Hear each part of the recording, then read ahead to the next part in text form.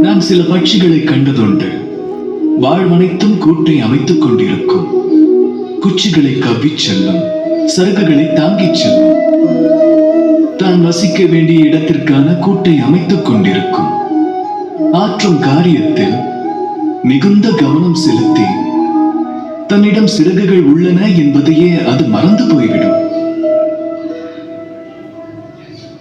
சிறகடித்து பறக்க பெரும் ஆகாயம் உள்ளது என்பதையே அது மறந்துவிடும். தன்னுடைய வாழ்வதனை சிறு கூட்டில் அடைக்கவே அது முற்படும்.